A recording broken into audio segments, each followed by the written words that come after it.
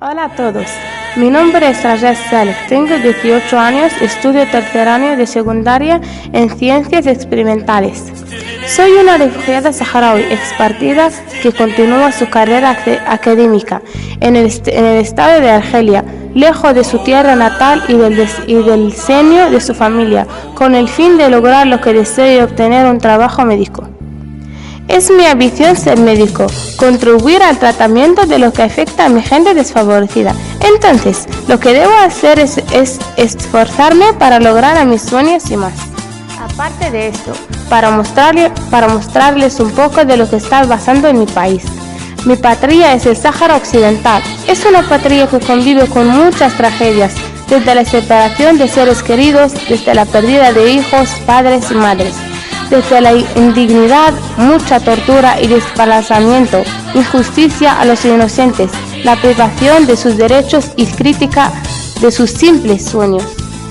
A pesar de todos estos sufrimientos, el pueblo saharaui sigue luchando contra todos estos sufrimientos para recuperar lo que le fue robado y lo que le fue arrebatado por la fuerza. Sigue contemplando un futuro próspero y todavía tiene la certeza de que todo lo que desea es hacerse realidad. Especialmente cuando sentimos que hay un apoyo para nosotros que nos ayudan a olvidar la mayoría de nuestras penas y dolores, cuando nos encontramos con personas de corazón hermoso y alma refinada, que nos abren puertas para alcanzar un futuro más mejor, creen en protegernos y brindarnos la mayor parte de lo que necesitamos.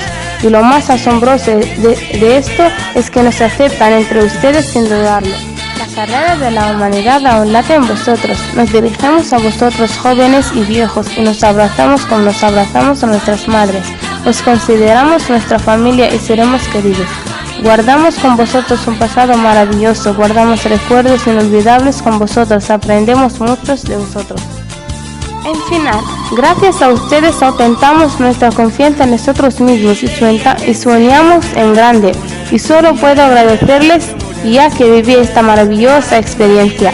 Y agradezco especialmente a mi familia, la familia Corredera, quienes fueron la fuente de mi fortaleza y apoyo en todas mis decisiones. Gracias y todos y con mucho amor.